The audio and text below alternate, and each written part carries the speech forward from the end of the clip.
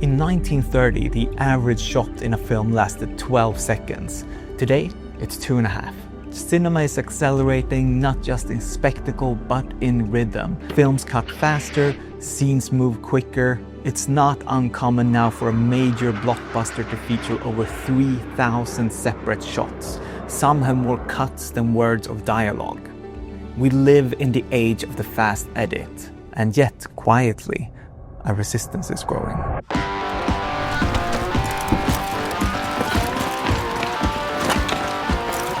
Because while film has never moved faster, it's also slowing down on purpose.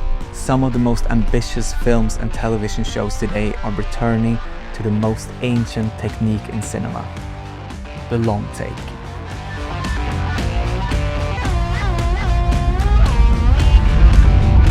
But to understand the long take, we have to go back, way back, to the beginning. The very first films weren't edited, not because they didn't want to, but because editing didn't exist. You set up the camera, you rolled the film, you captured the moment, that was it. One shot, one scene, one unbroken reality. It wasn't until 1898 with a film called Come Along Do that something changed. 2 shots cut together, and just like that, editing was born. What followed was a century of innovation. Filmmakers created montages, match cuts, cross-cutting, jump cuts. We learned to manipulate space, compress time. The cut became the language of cinema. But here's the twist. The long take never disappeared. It just went quiet, waiting for just the right moment to return. And that's only scratching the surface. To understand just how radical long takes really are today, we have to look at what they're up against. Today, a single blockbuster might pack hundreds of cuts into just a few minutes. Some shots last less than a second. Some barely register before we're on to the next. This has obviously been sped up due to the fact that we can edit on computers now, compared to actually stitching together frames in a slow, painstaking way. And sometimes when you watch an older movie, you might think that they're slightly slower, the pace is just not what you're used to. And for obvious reasons, not just that our attention spans have changed, but also because it's just much easier to achieve this now. Not just with faster editing techniques, but also with digital filmmaking and lighter and faster setups. Not to say that they didn't experiment with fast cutting throughout film history. Just take a look at Hitchcock's famous shower scene from Psycho. It's a 45-second scene with 52 clips merged together, and they used 78 camera setups. There was even a whole documentary about this one single scene from 2017 called 7852. It also took around 7 days to shoot, so very time-consuming. But before he mastered the art of the fast cut, Hitchcock actually tried something radically different. In his film Rope, he experimented with the illusion of shooting a whole film in one single take. Back then in 1948, you couldn't make a 90-minute one-take film because the reels were only 10 minutes long. So no take could be longer than 10 minutes, and therefore they needed to implement clever ways of hiding the cuts in between the reels. They did this, for example, by running the camera behind someone's back and placing the cut just when most of the screen goes black from the shadow of the person's back. But now we're getting to the good stuff. Time for some numbers. Because the pace of modern editing isn't just noticeable, it's measurable. According to a 2010 study by psychologist James Cutting at Cornell University, the average shot length, as we mentioned earlier, has dropped dramatically over the last century, from around 12 seconds in 1930 to just 2.5 seconds in 2010. That means that on average, the pace of editing today is nearly 5 times faster than it was in early sound cinema. Cutting's team analyzed a sample of 150 popular English language films released between 1935 and 2010, and found that the average number of shots per film rose steadily, reaching over 1,100 by the early 2000s. And it's not just fast cuts, it's dense visual information. Peter Jackson's King Kong from 2005, for example, clocks in with 3,099 shots, nearly triple the number found in most classic films, although the runtime is longer than most as well. Still, that kind of volume would have been almost unthinkable in earlier decades. However, there's more to modern editing than just speed. It's about how every shot keeps you hooked on a deeper level. Cutting's research didn't stop at counting edits. He also found that modern films tend to use more motion within each shot. More camera movement, more character actions, more visual complexity. And this isn't just a stylistic trend, it has real psychological effects. More motion in a scene increases physiological engagement, it raises your heart rate and sharpens your attention. So even if you're not consciously aware of the editing or movement, your body is responding. The film is designed to hold your gaze beat by beat. In essence, modern filmmaking isn't just moving faster, it's working harder moment to moment to keep you watching. Okay, now let's break down the long take. It's not just one thing. There are two main approaches, moving and static. The moving long take is the more complex of the two, often choreographed across multiple locations, actors, and narrative beats, all within a single continuous shot. On the other side is a static long take. Here there's no camera movement at all. In Steve McQueen's Hunger, there's a 17-minute scene where Michael Fassbender and Liam Cunningham sit at a table talking. One shot, no edits, just dialogue. Swedish director Roy Andersson takes this even further. Every scene in his films is a single static shot with carefully constructed sets built entirely in his Stockholm studio. Interior, exterior, it doesn't matter. Every location is fabricated, designed for that exact frame. And these aren't just scenes, they're often self-contained stories, each shot functioning almost like a short film. Another Swedish director, Ruben Östlund, in one of his early films, Involuntary, every scene is one take on a static camera. Often we also just see the back of the people talking. Or someone is even talking out of the frame. But here we have several separate stories told throughout the film in different takes, but every scene has a new camera setup, but the scene is still always one static take.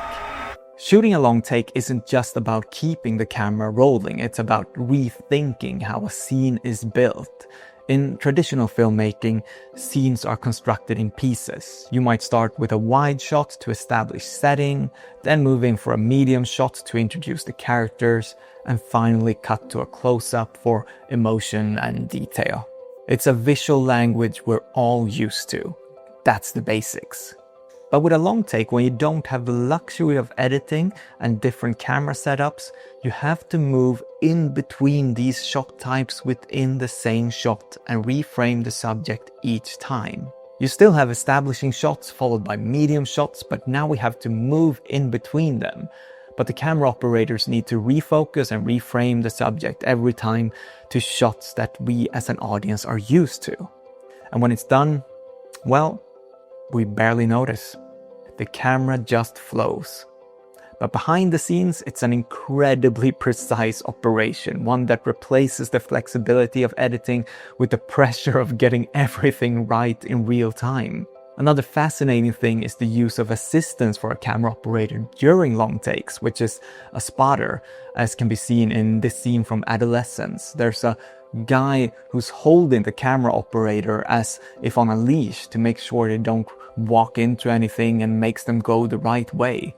Very hard when you have to run at the same time.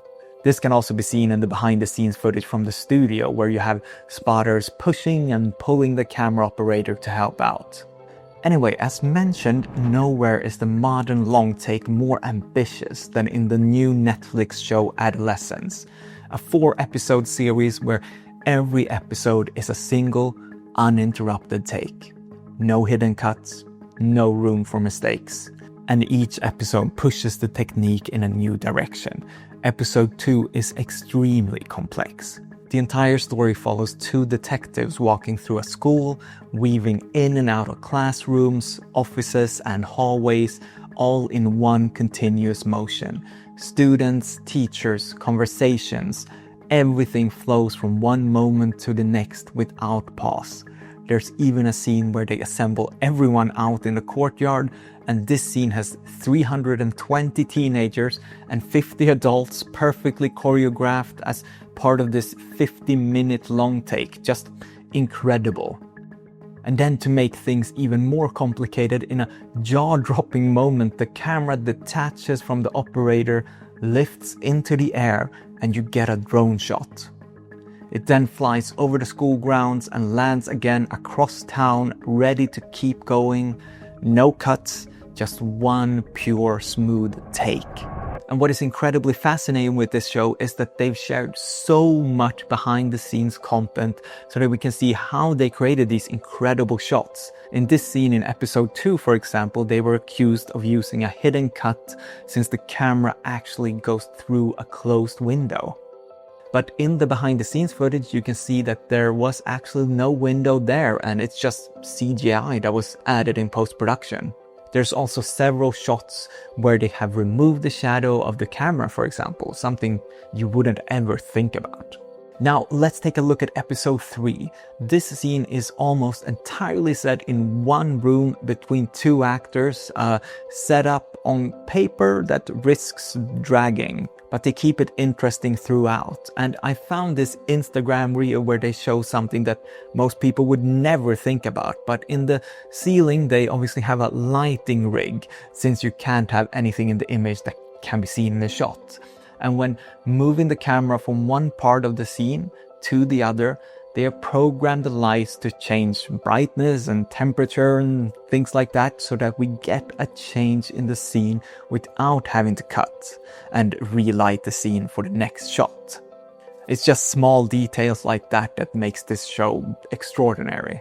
Another example of great one-takes is the brand new show, The Studio, that I mentioned earlier, where Seth Rogen's character is a studio executive under enormous stress and pressure. Here the episodes aren't shot in just one take, but several long takes. And to really emphasize the pressure he's under, the hectic long takes move fast between characters and through rooms, creating an extreme sense of urgency and tension. And you can really feel how everything is crumbling down around him whilst he tries to pull everything together through half-truths and lies, basically. But to calm things down in between the stress, they have beautiful shots like this to slow everything down. So what is the future of the long take? In many ways, it's never been easier. Digital cameras are lighter, more flexible, and can roll for longer.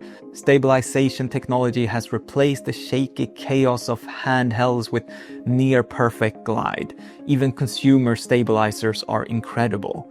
CGI also lets us erase mistakes, hide seams, and even stitch takes together invisibly. But maybe the most radical frontier for long takes isn't in cinema at all, it's in real life. Live streamers walk city streets for hours, camera in hand, capturing unbroken footage of the world unfolding around them. No director, no edit, just life, uncut, live.